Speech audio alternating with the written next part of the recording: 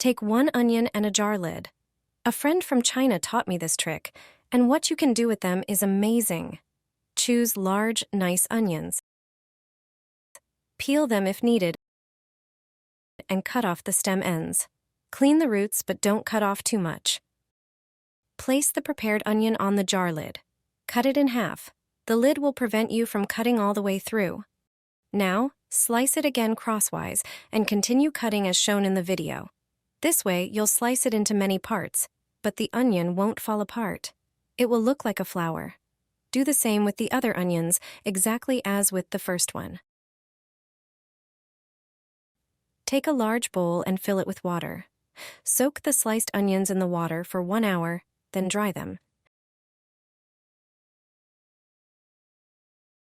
In a separate bowl, crack 2 eggs and whisk them into a smooth mixture. Add 100 milliliters of milk and whisk again. In another dish, prepare flour. Add salt, pepper, and sweet paprika, mixing them well into the flour. Now take the first onion. It should be fairly dry by now. Dip it in the egg mixture thoroughly, especially in the cuts. Then coat the onion in the flour mixture, making sure it's well covered. Heat oil in a pot. Place the onion in the oil and fry it until golden brown. Turn it over to fry the other side well. Once done, place it on a plate. Serve with tomato sauce. Simply pull apart individual petals of the onion and enjoy their unique flavor. You've never had zucchini prepared like this before. It's delicious and very juicy. Start by taking 2 fresh zucchinis and washing them thoroughly. Then, pat them dry. Use a fork to create decorative lines on the zucchini by pressing the fork into the skin and dragging it down, adding an artistic touch to the dish. Slice them and neatly arrange them on a cutting board. Generously season both sides with salt and pepper. In a medium bowl, crack 3 eggs and whisk them lightly. Then, add a pinch of salt, pepper, paprika, and basil. To the egg mixture, add 3 tablespoons of potato starch and 4 tablespoons of sour cream. Whisk vigorously until you have a smooth, creamy batter. Preheat the oven to 180 degrees Celsius. Prepare a baking tray lined with parchment paper. Dip each zucchini slice first in flour, then in the egg batter, and place them on the baking tray. Bake the slices in the oven for 20 minutes until they become golden and crispy. Meanwhile, dice a ripe tomato and place it in a bowl. After the initial baking time, take the tray out of the oven and top each zucchini slice with diced tomatoes and your favorite shredded cheese. Put the tray back in the oven for an additional 10 minutes, allowing the cheese to melt and the flavors to blend beautifully. Once removed, the zucchini is ready to serve. It's delicious, and the toppings enhance its flavor. It works perfectly as a main dish or a snack. This method will ensure that your cauliflower isn't bitter. I'll share a way to make cauliflower perfect and avoid any unpleasant smell while cooking. First, remove the leaves. Then, divide the cauliflower into smaller pieces. Take a bowl and fill it with water. Thoroughly wash all the cauliflower pieces in the bowl. Fill a pot with water and add a teaspoon of sugar. This will keep the cauliflower snow white and eliminate any bad odors during cooking. Next, put the cauliflower into the pot and cook it for 8 minutes.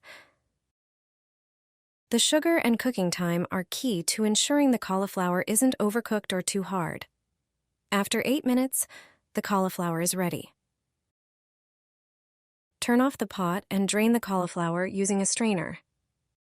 Once it cools slightly, it's ready to eat.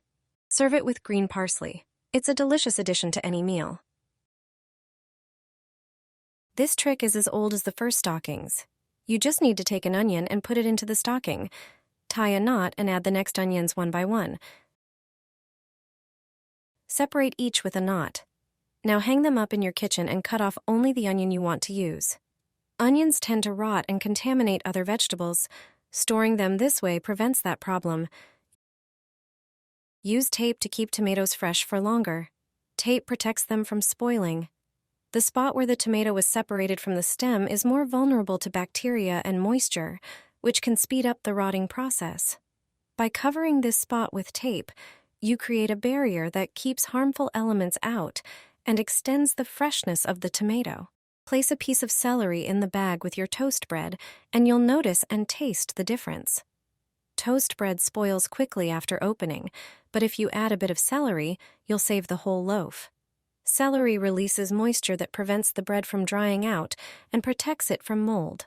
Potatoes and apples are a great combination. You just need to place 2 large apples in the basket with your potatoes and cover them with a kitchen towel. The gas released by the apples prevents the potatoes from sprouting. With this method, your potatoes will stay fresh and good for longer. Stuff your favorite fillings into potato cubes. You've never tasted anything like this before. Start by boiling about 4 medium potatoes. While they're still hot and soft, add garlic, fresh thyme, a pinch of salt, and a generous amount of butter. Use a masher to blend the potatoes until smooth. Now, take slices of ham and cheese, layering them alternately to create a delicious stack. Once you have your ham and cheese stack, cut it into even cubes. Each of these cubes will form the heart of your potato cubes. Take a small handful of mashed potatoes and flatten it in your hand. Place a ham and cheese cube in the center, then wrap the potatoes around it, forming a smooth ball. The goal is to completely encase the ham and cheese in the mashed potatoes, creating a larger cube. Repeat this process until all the cubes are covered. Next, prepare 3 bowls, 1 with flour, 1 with beaten eggs, and 1 with breadcrumbs. Coat each potato ball first in flour, then dip it in the egg, and finally roll it in breadcrumbs. This coating will give them a crispy, golden surface. Heat a generous amount of oil in a pan over medium heat. When the oil is hot, carefully place the potato balls into the pan. Fry them until they're golden brown on all sides, turning gently to ensure even cooking. Once ready, serve them with your favorite sauce. Potato cubes are perfect as a meal or a snack. I add 1 teaspoon to the boiling broad beans. Thanks to this detail, it does not cause bloating. There is a way that will allow you to enjoy the delicious taste of broad beans without being subjected to troublesome and embarrassing bloating. Prepare broad beans for cooking as before.